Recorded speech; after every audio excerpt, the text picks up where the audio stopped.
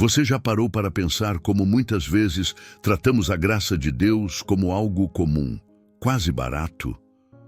Thomas Watson dizia que a graça é a joia mais preciosa do universo, mas que poucos a estimam de fato.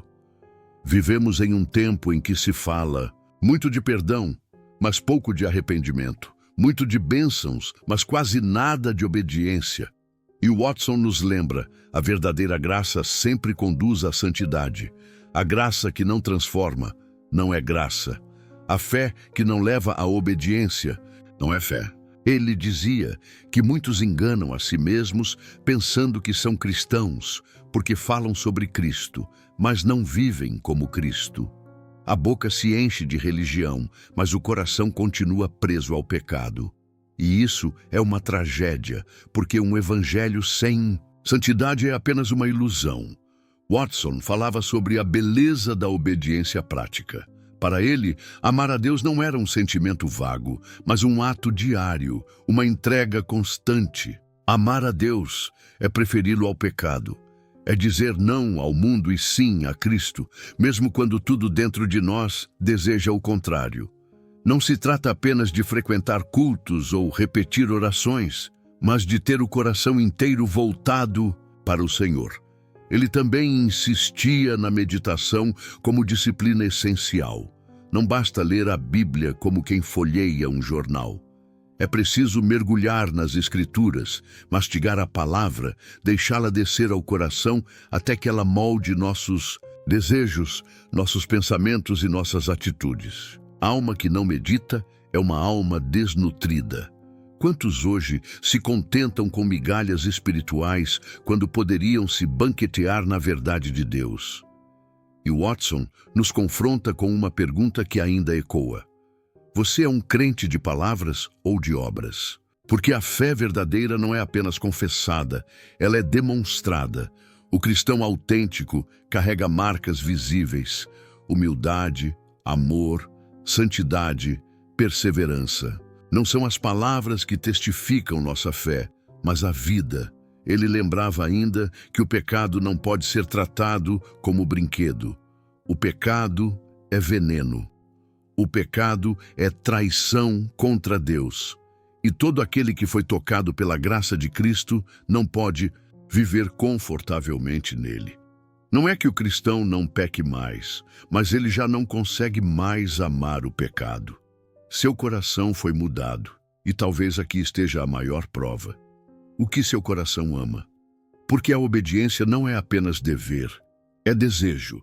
O regenerado deseja agradar a Deus, deseja ser santo, deseja ser transformado. Não porque é forçado, mas porque a graça o atraiu.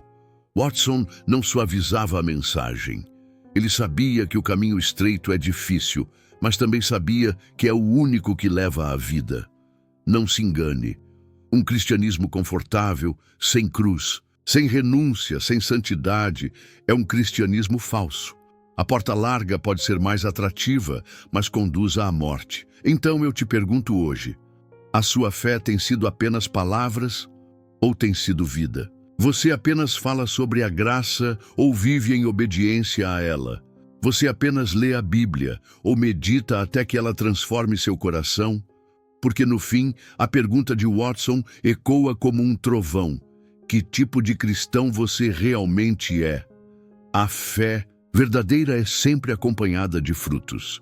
Thomas Watson dizia que a árvore é conhecida pelo fruto e a fé é provada pelas obras. Muitos hoje falam de Cristo com os lábios, mas o negam com a vida.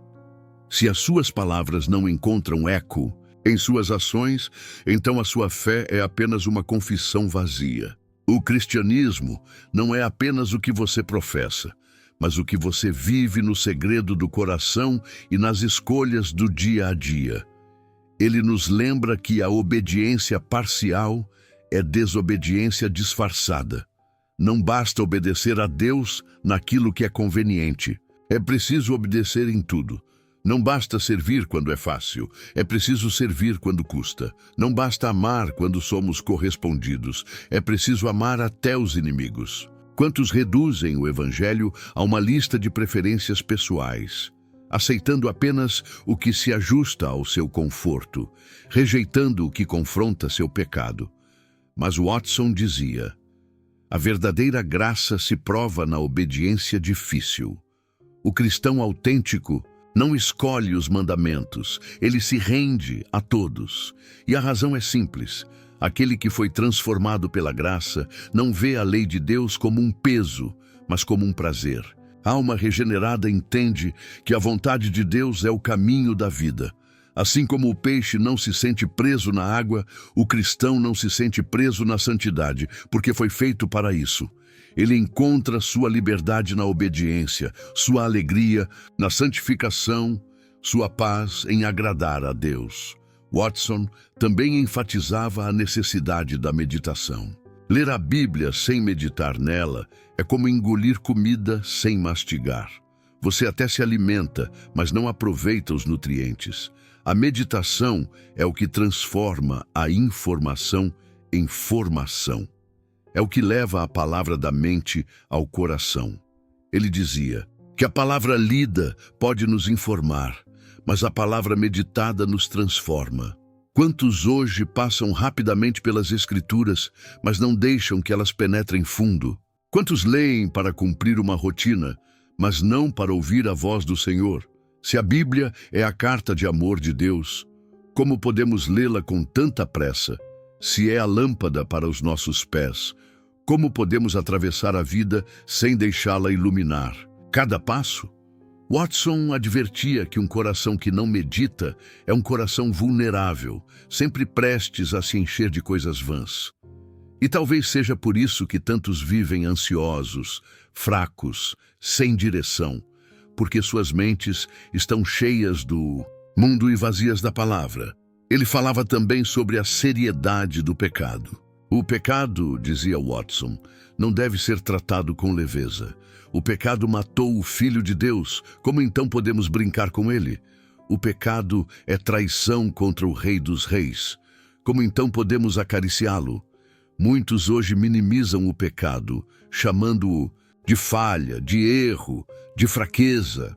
Mas o pecado é mais do que isso, é ofensa deliberada contra a santidade de Deus. E se o cristão verdadeiro ainda cai em pecado, nunca poderá viver em paz nele. A diferença entre o crente verdadeiro e o falso é que o verdadeiro luta contra o pecado, enquanto o falso se acomoda nele. Watson nos lembrava que não existe meio termo.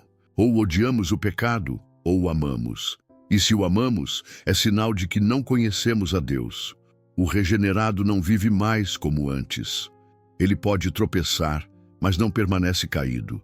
Ele pode ser tentado, mas não consegue encontrar prazer duradouro naquilo que fere o coração do Senhor. E aqui está um teste simples, mas profundo. O que seu coração deseja quando está em silêncio?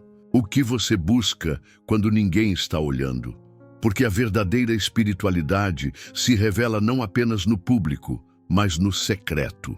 Deus não mede a aparência, mede os afetos.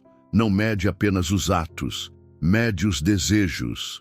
E se os seus desejos não foram transformados, talvez o seu coração ainda não tenha sido alcançado pela graça. Thomas Watson também falava do valor da oração. Ele dizia que a oração é o fôlego da alma e que um crente sem oração é como um corpo sem vida. Não importa o quanto você conheça, o quanto você faça, se não ora, sua vida espiritual está morrendo. Porque a oração não é apenas pedir coisas, mas é se unir ao coração de Deus. É a prova de que dependemos dele, de que reconhecemos nossa fragilidade, de que sabemos que sem ele nada podemos fazer. Ele comparava a oração a uma chave que abre os tesouros do céu. Mas essa chave só funciona em mãos sinceras, em corações quebrantados. Deus não responde à oração hipócrita, aquela que é feita apenas para cumprir obrigação.